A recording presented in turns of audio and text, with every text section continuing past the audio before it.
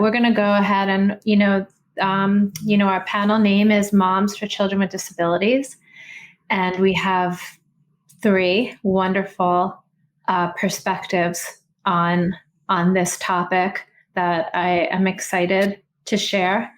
And what we're going to do is start with introductions. So why don't we start with Patricia, because you're just right underneath me, and then we'll have Julia go. And you guys just take a couple of minutes to tell us who you are. I know, Patricia, you just mentioned your podcast. You're doing a lot of things. So just talk us through like who you are, what you're doing, why you're here, all that jazz. Perfect. Well, hello, everybody, whoever is listening. My name is Patricia Manley. I'm originally from Venezuela in South America, but I'm living for the last 17 years in the UK.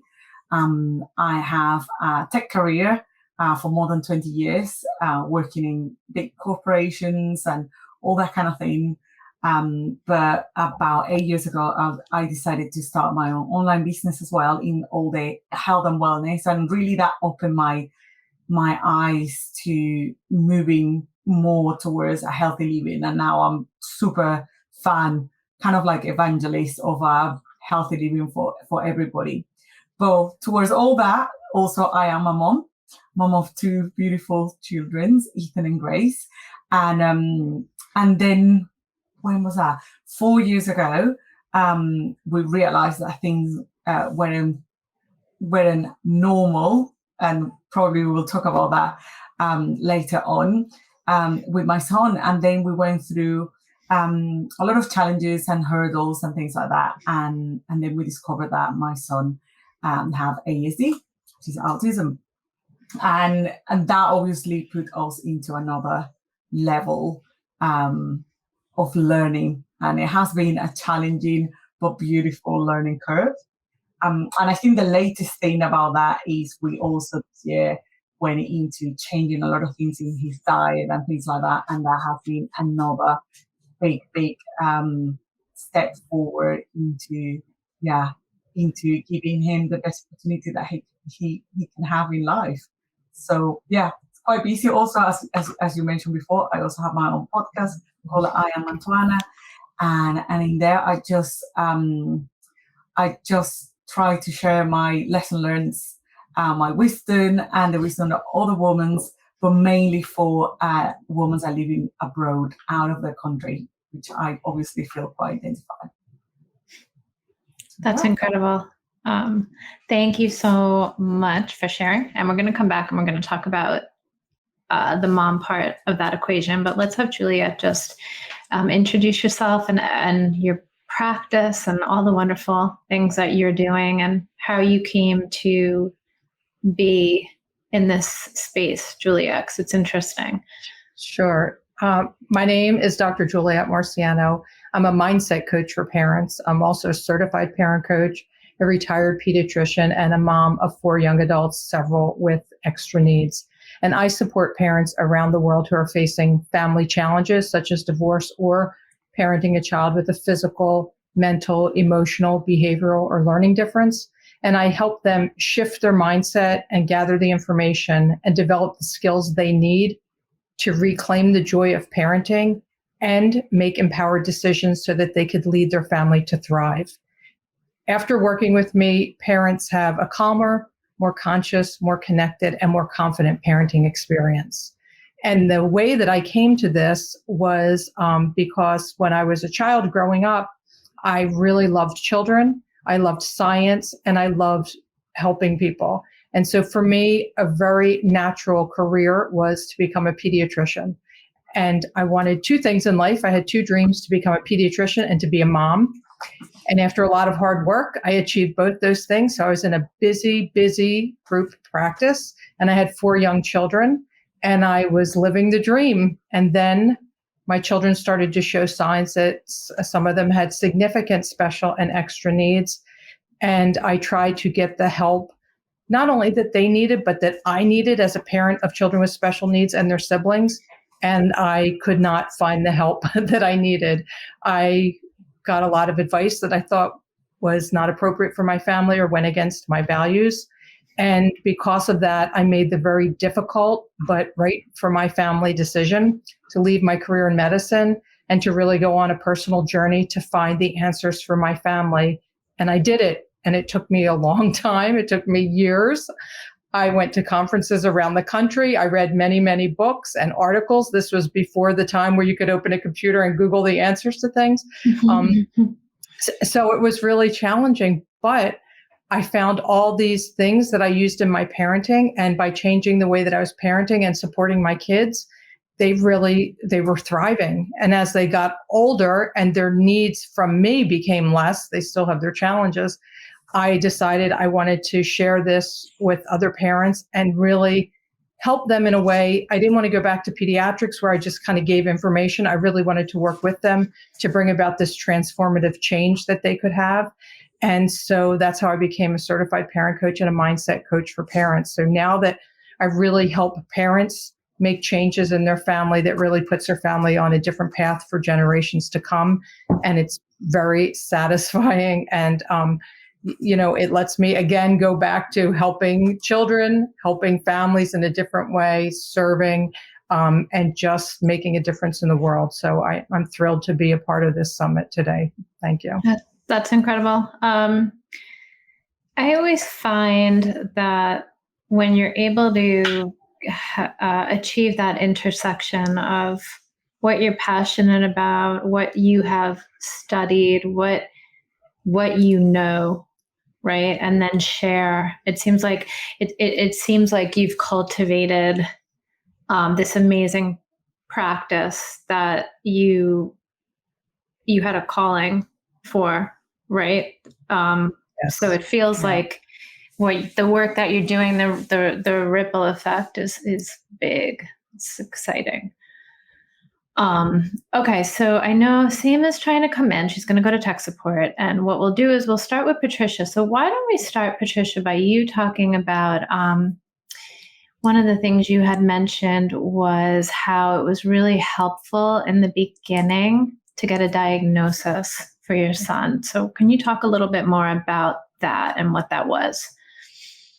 Well, in my case, and I know in a lot of moms, we start seeing, we are the moms, so we know best, and we know our children's really to the core, and then we start seeing things, and we can't explain why. We can explain why, but you know that something is not right in a sense, right? But then I think two things happen. One, you don't want to think that something's wrong, or something not wrong, because that is not the right thing to say, but something is not like what you expect or the normal. And on the other hand, I think we, rather than focusing to the kid, we focus into ourselves and looking at a bad parent, right? So where you go out and about, and then you see that your kids start doing something that, people start looking, or it's not the right thing, you start blaming yourself, and you start thinking what people is thinking about you, rather than actually create that awareness of like, hold on a minute, what is that behavior? What happened here? And I think a lot of moms or parents tend to go into he's fine, it's my fault, and not actually pay attention on that. So from, probably a couple of years, I was always looking at things that they weren't quite right, but I always find an explanation about that. Oh, probably it's because of this, because of that. And very aware of what people was thinking about my parenting style, and, I don't put enough discipline and that kind of thing. So when the school called me, and actually called me because he is a primary school, and then primary school, there are rules when you need to be seated, and everything is so square. And I think education right now, which is another subject, but education is quite square still, and doesn't accommodate these kind of things. Obviously, he couldn't fit into the square of the rules. That was the time that they called me, and they invite me to go to school, and they say, we think that is this. And obviously for me, it was a shock, because the other thing is the stigma and the stereotypes that you have about people that have, for example, autism or is in the spectrum. You imagine like the stream of the streams, and you're like, but that doesn't match. But I think that was my first reaction. But once we start the process of understanding what was going on, I feel a relief, because then I can find the way to help rather than trying to justify things. And that really, for me, was a relief. And I think parents take it in a different way. I think for my husband, it took a little longer, because on the other side, you have these, I don't want him to be labeled, and I don't want him to have a label. And for me, it was like, thank God we have one, because then I can go to the right people, talk to the right people and help them. And that is why, for me, was an eye-opener to have that resource and then go for it and then find ways and strategies and structures and things to help the whole situation and to help him. So yeah, that, for me, is the reason. It's I'm a pediatric speech language pathologist, right? And I teach at the graduate level here in New York. And we frequently, as speech pathologists, are the ones the parents go to first, because the speech and language, if that is delayed or in any way not coming in as it should, it's really obvious, versus some of the other stuff might be a little bit more nuanced. So sometimes we get the original referral and we know that there's more involvement. Like maybe it is an ASC. We know to make a bigger referral, but we do our speech and language testing and we talk about what our findings are. And one of the things I'm frequently talking to my grad students about is that conversation. That's not an easy conversation to have. And in the program, like, they're not trained in the delivery of that conversation. So when you have the parent, like what you're saying, that's, oh my God, relieved. I'm able now to get the help. I'm now on a path that, is going to let me get the things for my son and put the supports in place that I know he needs, and as well as for yourself and your family, right? That's Absolutely. Amazing. It doesn't always happen that way. Sometimes there's resistance, right? Would you say, you know what I'm talking about, Dr. Marciano, right? Like, it doesn't always work that way. Right. And I think Patricia's experience is very common. Both parents know there's something different or something that's going on. One parent is relieved to get a diagnosis because it gives you an idea, it confirms what you had been thinking about, and it lets you get the supports and accommodations that your child needs. The other parent is afraid of a label because they feel like the label will define their child and box them in. But really, it doesn't have to be like that. You decide what value you give to those words, but it's important to know what you're dealing with as far as understanding where your child's coming from. That's what those labels do. They don't define your child, but they give you some insight into why this is happening, or why you're having this challenge, or why you need this support or this accommodation. And I think it's really important. And this is what I do with parents. I'm a mindset coach. That's a different thing. I shift their mindset. So I let them step back and take a look at the big picture and play the long game in parenting. And we try and stay focused in the present moment and not think about all, these horrible outcomes that parents project onto their children once they get some kind of diagnosis. Because the truth of the matter is, just like with any child, but if your child has a challenge, you actually don't know what their outcome is going to be, because technology makes advances, your child makes advances, you learn more about your child and what needs to be done for your child. So many times what happens with parents is they fear this really dismal outcome, and then they start to do things in their parenting that actually puts them on the path to that dismal outcome. That if you just would stay focused on what can we do now, what can we take care of today, and let's not imagine a horrible future for our child, because many, many times that horrible future doesn't happen. The other thing I do with my coaching is very strength-based and positive focused. And that's really important because, Patricia, I'm sure as many challenges as your child has, he probably has some really incredible talents and strengths. And if you can look at that and help him discover those and nurture those gifts and talents, he has such more of an enjoyable experience in his life. And you have an enjoyable experience because you're not always focused on challenges. You actually get to see more of the positive things in your life and more of the strengths in your life. And that all is just mindset. That's all just taking a different perspective and looking at things from a different way.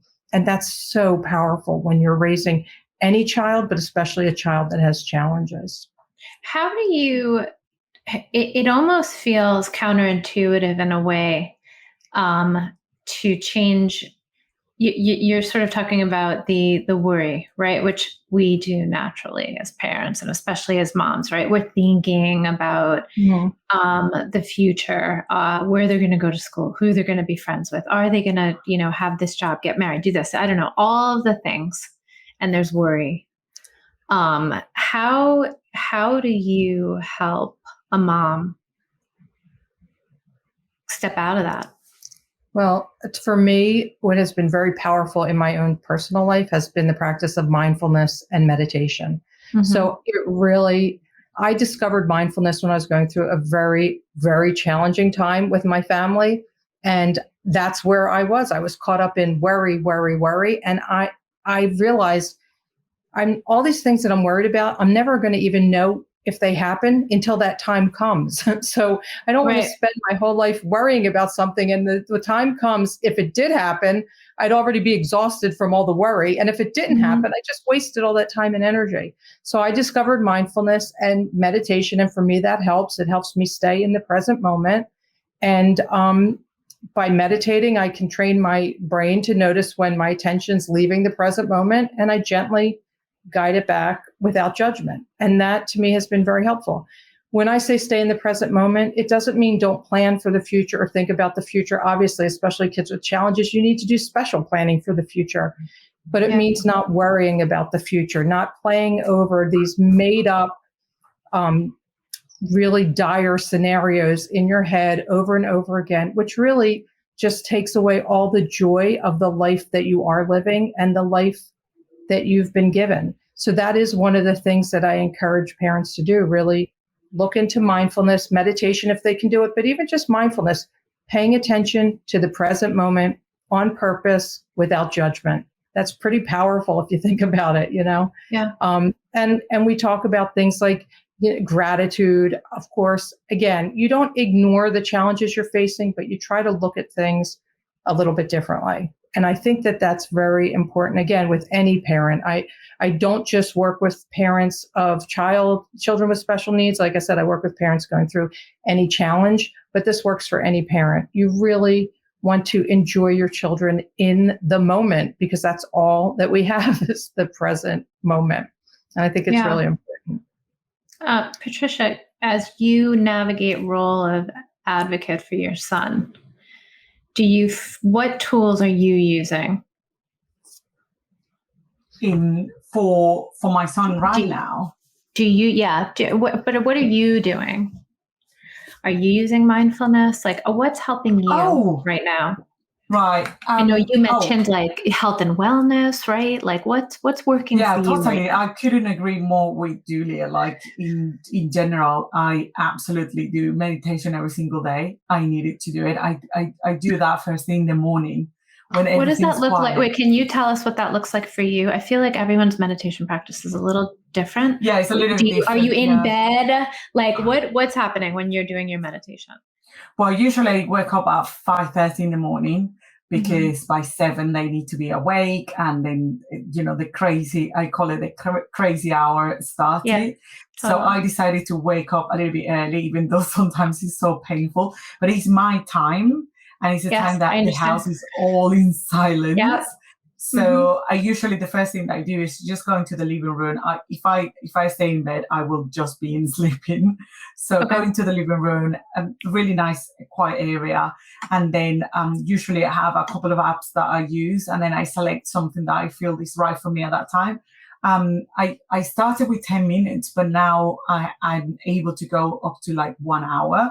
But obviously I don't do that every single day. Probably my average will be like 15, 20 minutes.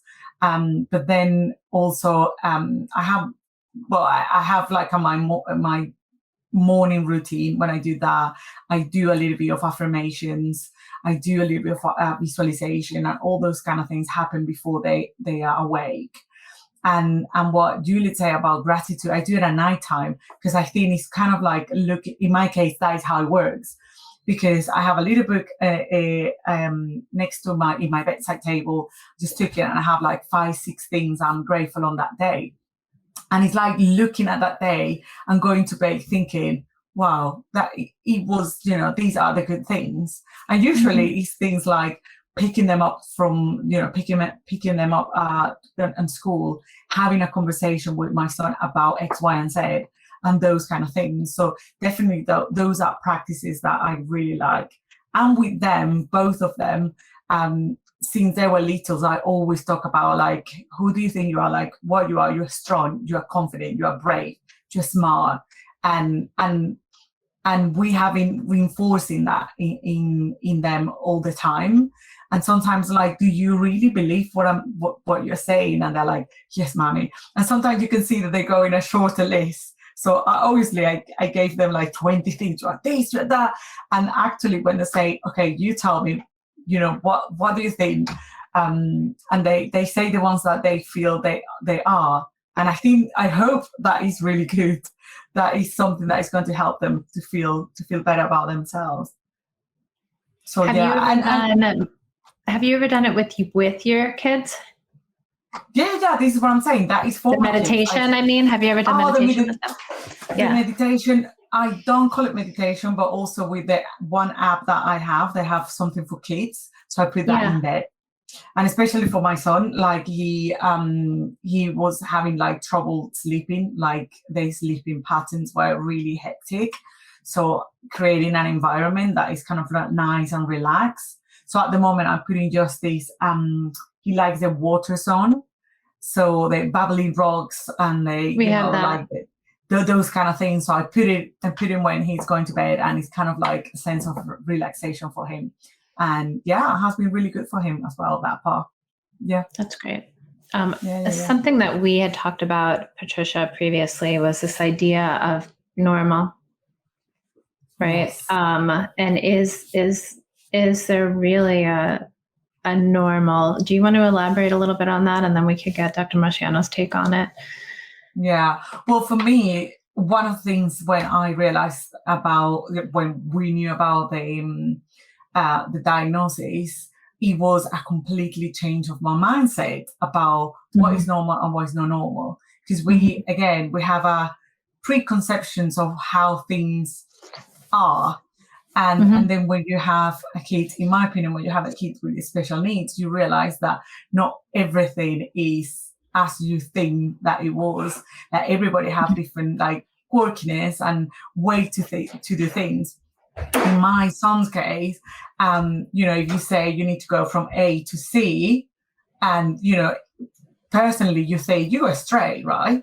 And for him, he goes like rolling around, going in zigzag and doing different things, but he arriving to C. So, and he's like, Mommy, I did it. And you're like, yeah, it's true, you did it. So, when those little things start happening, I realized that you really need to not judge people for anything, for the ways that they dress, for what they do or how they do it. Because one, you never know what's going behind the scenes. And two, what is normal? Who define what is normal? Right. And that obviously allowed me to understand more about diversity, more about inclusion and all those kind of things. And one good thing that we have in here, we found a place, swimming session. And what I love about that was that it's for any kind of kids with disabilities, but they also invite siblings to that. So my daughter never have seen all these kids in a different way to other kids. It's just like they are all together in the swimming pool and they have different things. And even though some of them do some strange noises or things, things that is not, again, normal, she doesn't see the difference between them. And I really, really like that. So for me as a human being was a complete redefinition of what is normal and not stop judging people because they don't look at or do what the same thing that I do. So yeah, that was amazing from my point of view. And it helped you. I think it's like a mindset thing, would you say? So Totally. Right? Totally, yeah. And I mean, I couldn't be more into inclusion and diversity, being an immigrant in this country and then being a woman in technology in a male-dominated environment. Yes. And then have, it's all this thing is like, yes, inclusion, diversity should be everywhere. And obviously, this is what I'm super advocated about that everywhere I go. What do you think? Patricia, you bring up so many wonderful points, because when you kind of take a step back and accept your son for who he is, different than what you had expected, you really realize that that's how we have to be with every person in our lives. We can't really assume that we know where anybody's coming from. And I have found in my interactions with my children, that is something that they've awakened in me, that so many times we think, you might think, oh, here's another mom. This mom thinks the same way I do, or my partner thinks the same way I do, or but that's actually not true. And we have so much trouble in life when we're in relationship with anybody where we assume that we know them, where they're coming from, or what things they like, or, what values they have, when we don't. And so when we have children that kind of force us to accept and embrace them as the individuals they are, we then can do that with everybody in our lives, our other children, our partners, our friends, everybody. And the world is such a richer place because of it, because we really know people in a way that we wouldn't normally know them. And I think that is what's so incredible. And everybody wants to be known and accepted and embraced for who they truly are. And that is the gift that we give our children when we're willing to do that. And it's actually the gift we can give everybody in our lives. So, I know for myself, and I would imagine, Patricia, you might have discovered this too, that your relationships, like you said, you don't judge people. You understand there's a story behind stuff. You really have such richer and deeper connections with everybody because of the awakening that our children have provided for us. At least that's what I've found in my life. And it's been wonderful. Yeah, absolutely. It makes your life richer. It really does. And people on such a deeper level. Like you really want to get to know them. And it's like, when your children are going through a challenging time and you're not sure what's going on, when you go to them with that curiosity and that empathy and compassion, and you're like, tell me more, help me understand. I want to help you. I'm here for you. We take that into every relationship then in our lives. We just want to understand people better because we know that beyond what's going on, what we can see, there's usually something more and something deeper. And that's an invitation to us to get to know somebody better. Yeah, definitely. One of the questions that I like to do. Oh, sorry. No, go ahead, Patricia. Go ahead. No, one of the questions that I like to ask myself is like how that makes you feel. Like, because, tell me what is the feeling? Because probably I feel that before I say to him, so I might be able to help you how that make you feel. And then he can explain, himself and like, okay, because a situation that for me is kind of like, what is a problem? He sees in a different way. Yeah. And it's like, okay, now I understand your point of view. Let's see what we can do to help you. Yes. All right. We often believe that people experience the world the way we experience it, but that's not the case. And, if we go through life thinking that, we miss out on knowing people, as they really are and who they really are. And so it's wonderful to ask your children, all those questions. What are you feeling? Explain that to me. Where are you coming from?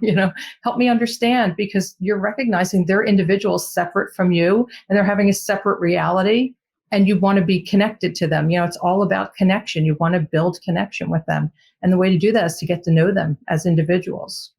Yeah, definitely. I've also found as a parent, sharing my view and feeling can be incredibly helpful also. Like, I could give an example. My daughter's messy and it's been a thing, right?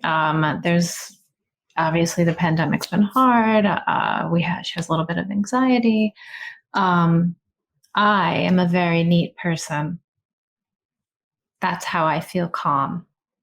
So her room sets me off. Me personally, never mind who did it. It doesn't even matter who did it, right? It triggers me, and I'm aware of that. And I'm constantly like, clean your room. And then I feel bad about it, and it becomes this whole cycle. And that's what I wanted to ask you about, Julia. But 1 second, the guilt thing that happens with that. But I finally, the other night, she's 10. I finally said, I want to explain to you that what it feels like for me. Like, it actually has nothing to do with you. Like, it sets me off. It triggers me. Like, that's why I run around keeping everything neat. It's not about the house being neat. It's about how it makes me feel. And I really took the time to explain it to her, and she understood. And I thought, why the hell have I not said this sooner? To let her understand that, I'm not trying to make her feel bad. And I just thought that type of communication where we're not only expecting them to share, but we are also sharing. There's such a value add in that. I wanted to ask you about the guilt, though. How do you, as parents, we're not handling every situation beautifully, and we're aware of that. I mean, all parents, not just parents, moms and dads with children with disability, right? There's situations that come up, and we reflect back, even in the moment, and we're like, oh, I don't like the way I'm doing this. How do you work with your parents, the parents that you work with, to manage guilt? There's a couple ways to go at that. One is, if you really messed up, you go to your child. I messed up. I'm really sorry. I'm going to try and do better. And then you do better. And if you have to get help from a coach like me, or if you're going through something and you need help with a therapist, or it's because you're not taking care of yourself and you need to make self-care a priority, like, you just have to make a heartfelt apology, own it, and try and do better. The situation that you're describing with your daughter's room is a pretty common situation, but I'll say this, and it might not be popular, but there might come a point where your daughter says to you, know what, Mom, I know that upsets you, but that's like a you thing. You're going to have to work on that trigger. Can I just close the door, and that'll be my space, and I think that's valid too. The other part of that is, you might say to your daughter, clean your room, and her idea of cleaning her room is one thing and your idea is another. And so you could say, so sometimes you say, would you like me to offer some suggestions? Or, when I say clean your room, this is more of what I was thinking. Some kids need a list to check off. Some kids need pictures to show them. But, what a child thinks is clean and what a mother thinks is clean is very different. So sometimes a father also is very different. Yes, right. So you just might need some more information, or you just might need to close the door, and you just might need to, here's the thing. Children need some place, to kind of have their space.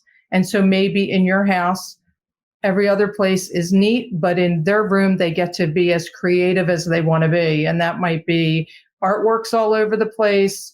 Clothes don't necessarily get put where they should be, whatever. But of course, you want to have like certain, safety, health, and hygiene things. But as far as how she expresses herself in her room, that might be okay.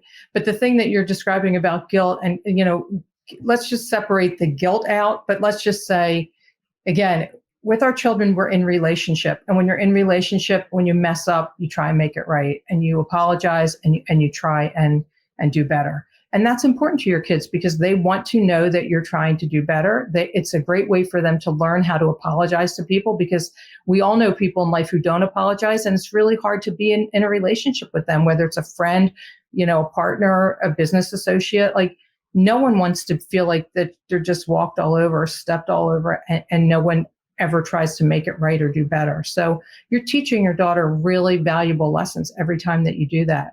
And that's important. Yeah, I couldn't agree more about that. And Nicole, about the room, that was me. I'm your daughter. and my mom is you. And the only way for her was to literally close the door. Close the door. I did that today, actually. I found, and I bought it, obviously, a little sign that say, my room, my thing, my problem. So I put it outside. And from that point onwards, my mom just closed the door and I don't want to see what's happened there. And that was that. That was that. That's funny. And then I turned into a mom, and now I'm like, oh, for goodness sake, arrange your room. So, in your side now. And it's hard to walk into your child's room and it be a mess. Trust me, like your eyes dart all over the place. Sometimes you start picking stuff up as you're talking to them. Like it's really hard not to notice it, but you can let them have their space. You might say, would you like me to help you straighten up your room? You might like the feel of being in a uncluttered, neater room. She might not. It might not matter to her. So it's all opportunities to connect and to get to know each other better and to, build that relationship with her. Very common problem, though, I have to say, very common. I think I was messy when I actually hung my stuffed animals from the ceiling on string. I don't know that my mom particularly loved that so much. It was a bit crazy. So, Patricia, you as mom, and we talked a little bit about this also, you are also your son's advocate. And that's a big role. And that role takes precedence a lot for him and for your family. What does that look like for you and feel like for you sort of on a daily and weekly basis, being his advocate in that respect? Well, at the very beginning, and I think that the coordinator of the school that he used to be, and I will never forget about that. She say, when we were talking about this is what could happen, and then there's a process in the UK to go through to get diagnosis, which is quite lengthy and it could take a long time. Same in the US. And she basically say, Patricia, you are his voice. He can't say anything, so you are the one. So you will be the one who is going to fight for him and his rights and everything. And that kind of like sticking in my head. And from that point onwards, I realized that was the case. So all the process to go through the diagnosis and that kind of thing, was a challenge, but I was there, and I was literally relentless into what I needed to do and look for like different avenues to find things. And even it happened the same thing. We were thinking to move to another country within Europe, and then I started doing the research for the investigation of what it takes, what I need to do. And I spent literally 2 months looking for every single schools and everything else. And the same thing for school, and the same thing even for my friends and family. Like the judgment part, they explain to them, this is the situation, can we accommodate this, can we accommodate that? Even sending YouTube videos to my friends and say, could you show this to your son or to your daughter so they can understand when they see things a little bit different, this is what happened. And also being advocated about what is being in the spectrum because of the misunderstanding that I was there as well. And in my case, my son doesn't have anything external. This is what I call is an invisible disability, because, externally it's like outgoing, cheeky monkey kid, and then people don't realize. And then when I say to them, they're like, really? And I was like, yeah. And it's not something that I'm going to say to everybody, or I'm going with a card that say that, because for me it's nothing wrong. It's just he sees the world in a different way, and that's the way that I want people understand this kind of disability, is they see the world in a different way. So we need to understand how they see the world. And that is part of being an advocate, a constant advocate of his disability or the way that he sees things, and try to help him to navigate through that. But it's a constant thing for sure. I had a really big shift. So I had my practice for a while before I became a mom. And my focus is children on the spectrum, as well as children with apraxia of speech. So that diagnosis, and in many instances, those are comorbid or exist together. But the children with the apraxia of speech, they know what they want to say, and they can't say it. So they're trapped and frustrated. And, I remember, you think you know everything. You don't really have you're giving parental advice and you're not a parent yourself, that it's and it's coming from a good spot. It always comes from a good spot, but you don't have the perspective. So I had this one client, I had been working with the daughter. The daughter was selectively mute, as well as having apraxia of speech. And it was a very interesting combination. They don't usually coexist. And the only way you could really get better when you have a motor speech disorder is by practicing talking. But if you are selectively mute and only speaking to 3 people in your life and, the people that are in your home, this creates a unique challenge for this child to be able to, make progress. So I'm working with her and, she's doing well. Right. And she's actually talking to me. I was one of the people in her circle. So we were having success. Right. And we're a couple months into therapy and I'm really pleased. And mom says to me, we need to get out of the city for the summer. I'm taking the whole family. She has 3 kids. I'm taking everybody and we're going to go to the country and we're just going to live. They had another house in Massachusetts and we're just going to live in the country for 3 months. And I'm like, what? You're taking her out of therapy? What? Nope. This is what they need. They need to get out. They need to see trees and land. And, she's got all this stuff. And I keep thinking, that's not what your daughter needs. So finally I said something. I said, I think that's what you need. I can't say that I think that that's what your daughter needs. And I wasn't like a jerk about it, but it was my opinion that she needed consistent therapy. Okay. So that's where I was coming from. Skip like 8 years later, she contacts me again, because now the daughter is flourishing and only has like an R issue, which is an amazing trajectory for this kid. And I am talking to her on the phone with a baby in a stroller and a baby on my chest. My world now. And I had been thinking about her for all this time. And I really humbly apologized. And it was at years and the perspective to just say, you're the mom. You knew it was right.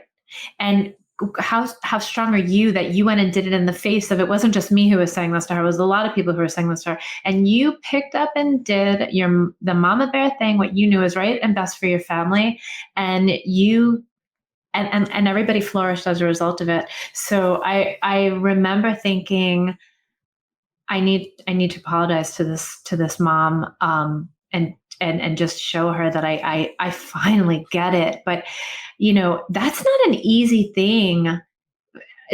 Just talking about advocating for your kid, that's not an easy thing to do, right? So, what are some tips that you give, Julia, when you're working with your parents on how to navigate this world for their children, with their children? Well, you do have to be strong, like Patricia, I can tell, because you do face opposition, sometimes from all sides. Sometimes your family, your friends, the educational system, sometimes the medical profession. They just don't have the insight into your life that you have. And it's really challenging. And that's, one of the reasons I do what I do, because I have been that parent who's been judged harshly for listening to my child, for trying to get to know what was really going on. And, Patricia makes a great point. When you have a child who has a so-called invisible disability, the judgment is significant. I mean, there's a lack of compassion. There's a lack of understanding. There's no flexibility.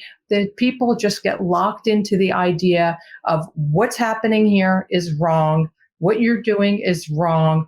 You know, I can't believe you would let your child get away with that. I can't believe you would let that. And it's like, you have no idea what's going on here. And it's hurtful to your child. It's hurtful to you. It's hurtful to your family. But it's not a good place for society to be in, to be honest with you. Like, we should not be making judgments of people without understanding where they're coming from. So for parents, I give them that support, and I keep reminding them, you're a good parent. Like, don't let somebody convince you otherwise, that you're a bad parent because your child has a temper tantrum, you know, at the store, or because your child can't get to school in the morning on time, or because, you know, they got frustrated and upset the game, you know, that you're playing. That doesn't mean you're a bad parent, and they're not a bad child. It just means there's challenges here we need to work on. And that's really important. And I've said this a lot, and I'll say it again. So many parents I know who have kids with disabilities and challenges, they do more great parenting in one day than most people do in a lifetime. And they get judged so harshly. And people have no idea of how challenging some of these encounters can be. And that's why, you know, staying calm when your child is kind of losing it, it's so valuable. And, you know, you talked earlier about meditating with your child. Sometimes just sitting in their presence and taking a few deep breaths will regulate your nervous system and help them regulate their nervous system. That's a type of a meditation, but you're not saying, guys, we're going to meditate now. It's like, let me just get into myself and calm my nervous system. And a lot of times with children, and Patricia, you might see this at bedtime too with your son, they unconsciously model that breathing. So they'll start to settle down as you're doing it. And it's really important for parents to get that recognition and that validation, and to get some of those tools to help them, because sometimes going out in the world and advocating for your child can be really, really challenging and draining and exhausting, you know, and a bit demoralizing. It's really tough. And like I said, that's why I do what I do for parents like Patricia. So you don't have to do this all on your own, because I'm sure there are many times you have felt very much alone, like it's just you. And, you know, I mean, even things like you're going to go to a family event, that can be kind of fraught with a little bit of concern. You know, you want to kind of let people know ahead of time. You don't want your son to be the one that always, quote, ruins the event. But it's like, if people understood how challenging it is for some kids to be around a lot of people in a noisy environment, at a birthday party where everybody's looking at them, singing at them, you know, it's like those things are really challenging. And people just kind of look at your child and make a judgment about them and about you. And it's really tough. So parents need as much loving, considerate support as they can get. And I think if, you know, people are listening and watching this and they know a family that has children with challenges, step up and offer to do anything to help, whether it's, you know, reach out if you're going to the super, a few things for you so you don't have to leave the house today, or, you know, is there any way that I can help you out, or just give them the benefit of the doubt that, like, we all know when a child has a certain behavior, it's communication of something. It's an unmet need, an unlearned skill, an unsolved problem. So look behind the behavior and be, like I said before, be curious and have empathy and compassion. Like, what's going on? What can I do to help you? How can I make this easier for you? And it's the same with the parents. How can someone make it easier for the parents? Because it's tough. And as tough as it is, not every moment is tough. And some moments are really so joyful and glorious. And if you can take the moment to really recognize that and acknowledge that, it's really, really important. So, you know, again, if anybody can cut these poor parents some slack, you know, show them some grace, they're going through something. And you might not be fully aware of it. And you don't always have to buy into it, to be honest with you, or believe it, but just understand it and give them that benefit of understanding they might be experiencing something you won't fully understand, but you can still be kind and compassionate to them. What happens when the parents aren't on the same page? Like, that happens all the time. No, I mean, it's it's very common.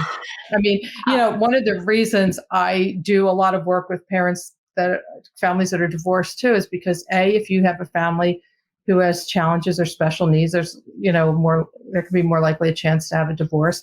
And also because when there is a divorce and you have these children, it's really extra important to try and get, if not on the same page, at least stop arguing and being in conflict with each other.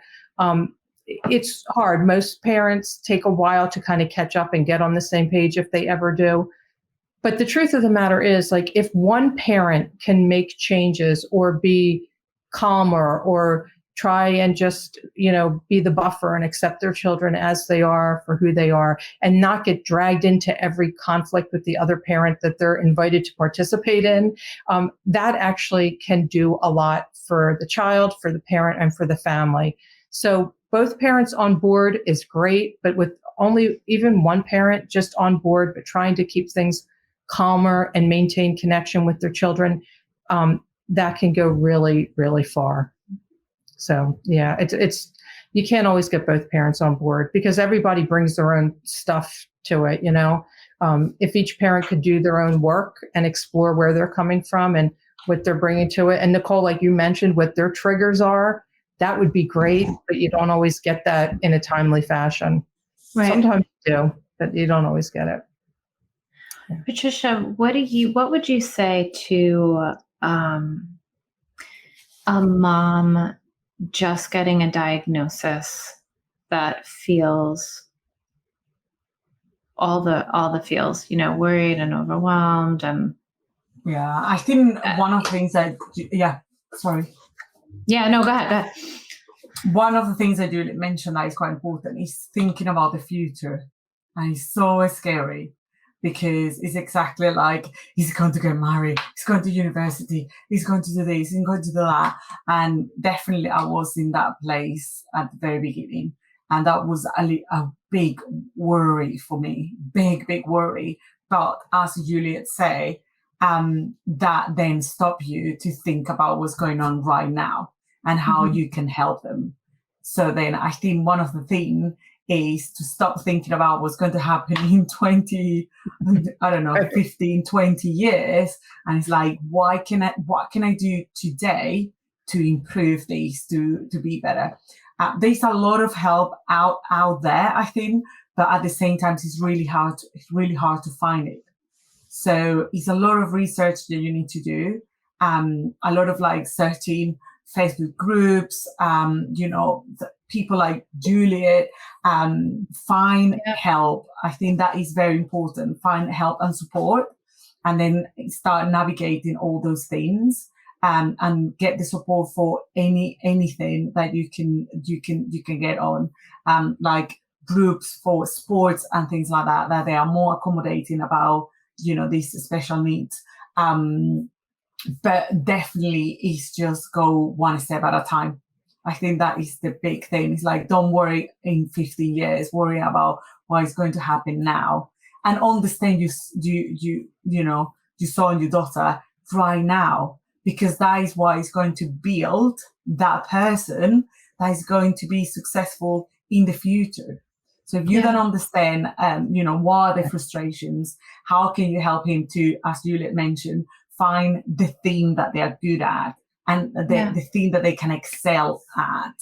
How are you going to expect that in those 15, 20, 25 years? They're going to be, on their own and, successful. So that is what I will say to a mom that just got the diagnosis. Don't worry about that, and worry about what you can do tomorrow to help your son or your daughter to feel a little bit better. Love that. I love that. It's not easy. Yeah, go ahead. I just want to add something too. Right now we have the benefit, because of social media and things like that, of people who have been on this journey ahead of us. And I mean the children who are now adults, that they are willing to share their story, and we can learn so much from them. Absolutely. And I know that in my own experience, my children are now young adults, and they can tell me things about what was going on back when they were having their most challenging times. And it's really opened up my heart so much more, because now I'm understanding more of where they were coming from at a time they couldn't really articulate it. So I know that there were certain times where they were really suffering strong, like they had a lot of suffering in those moments that they couldn't communicate. But by being compassionate and sensitive and giving them that benefit of the doubt, like not judging them or punishing them for things that really weren't, within their control. Now, when I look back and they tell me how much they were suffering, then that is what I communicate to other parents also. That a lot of times when your child's having this behavior that's really triggering you and you want to make it stop so that you feel better, or you want, parents will come to me and say, what's a good punishment? What's a good consequence? I'm like, that's not the question. The question is what's going on. And if you could even help parents open up their mind that your child's going through a tough time, and they're actually suffering. They're in pain during this. So go at it from that perspective. And it's such a different mindset for a parent to understand their child's struggling and you want to be a helper for them rather than someone who wants to, punish them or judge them harshly or just look at the behavior. And so there are plenty of adults who are on the autism spectrum who are now sharing their experiences. And obviously every person's experience is different, but that is just another way for parents to get an insight into what might be going on with their child. And because of those adults, I think we've become so much more compassionate and sensitive and more accommodating to some of the challenges that kids are having. I mean, even if you look now at so many children who have noise sensitivity and they go through their lives wearing headphones. Back in the day, that didn't happen. Those poor kids would just suffer or hold their hands over their ears, and people would be like, "What's the matter? It's not loud." It was like it's loud to them, and so now we have this ability to kind of really get a little bit more insight and to help them feel better in the world that they're in, and it's really it's wonderful. And as a parent of, like I said, young adults who've gone through challenging times, if you can just be open to hearing the sharing of those adults, we can really gain a lot from that. Yeah, I totally agree with you. And I have a recent experience with that because I have the opportunity to work with someone that was in spectrum, and he was, was, an engineer, was really good doing what he was doing. And it's like you say, give me hope in the sense of like, look at this person. Unfortunately, didn't work in the company that I was working with. And I think because he was misunderstood and they didn't treat him in the way that he should be treated because they knew about his condition. And I think they couldn't handle it, but was absolutely beautiful. I remember one day that we have a get together and we were talking about things and he actually opened himself, and apparently it was the first time, because I was quite new, apparently it was the first time that he openly talked about his condition. And I was almost going into tears because I was like, that is amazing. And everybody was like, wow, like we didn't know the extension, or we didn't know, like we knew that he was a little bit like out there different. So when he opened, for me as a mom, and I say that in that meeting, was really rewarding because I could see that why not? Like, why not? Like this could be my son easily from one side, and from the other side is companies giving the opportunity to people like him, and also being able to be in a environment like a normal environment. And again, using the word normal, but it was really good. So having those examples, as Julia said, of adults that go through all that, and then you can see how successful they are in whatever they're doing, is really amazing. Well, I think it shows what's possible, right? Exactly. Yeah. And that's a great, I always tell parents, the future is really just your imagination. So why not imagine a really great future and then do the things, put the things in place that'll help your child get there. It's not just like you sit there and wish, but it's like, if you're going to make up something, make it great and then do the things to get you there. I think it's really important. And I'm glad that you had that experience, Patricia. Yeah. I always say it's 50-50, right? 50% could be wrong, 50% would be amazing. Why you need to focus into the bad things? Focus into the good things. That 50%, there's a good chance to, have a successful life later, as you said, you're concentrating to put in the right foundations for that. Yeah. Right. And you look at people, I mean, it's common to have a rough period in your life, whatever that might be. So you really don't know how it's going to end till it's over. There's lots of people that don't really come into their own until their 20s or 30s or even their 50s and 60s sometimes. So you just, have that outlook that good things can happen and do the things that make it happen or can lead to it happening. And for me, in my opinion, that really does start with like connection with your children. It's like really, truly be connected, get to know them as individuals, and just let them get that feeling that they are accepted and embraced and loved for who they are as they are. What a wonderful gift to give to our children. That's what anybody wants. Some really wise words. It's just for anyone, not even just, parents with children with disability, for anybody. So on that note, we have to wrap up. Where can we find you guys? Patricia. Yeah. Well, for me, I think the easy one will be in Instagram.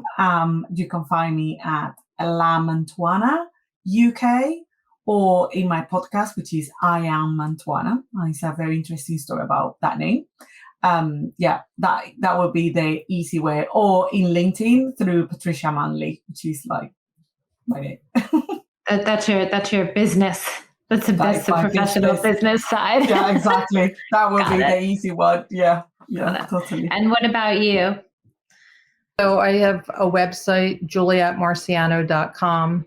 I'm on Facebook at Marciano Parent Coaching.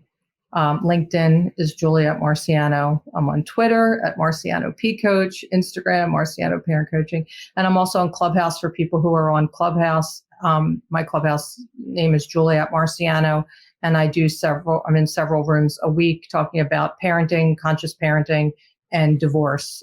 So you can find me in all those places. Wonderful. I'll definitely going to look for you. I know, me too. Yeah, for sure. Yeah. Please do. Yes. We have some really great, wonderful conversations on Clubhouse lately. Really good. That's great. Yeah. Well, thank you for sharing your insights and wisdom tonight, ladies. And I'm personally happy to have met you and to be in touch with you. And I'm going to go stalk you guys on social media. Sounds good. Thanks, Nicole. Patricia, great to meet you. And Nicole, great to meet you. And thank you for moderating. So I'm honored to do so and to be with you guys. Have a wonderful evening, everybody. Thanks. You too. Bye-bye. Bye-bye. Bye.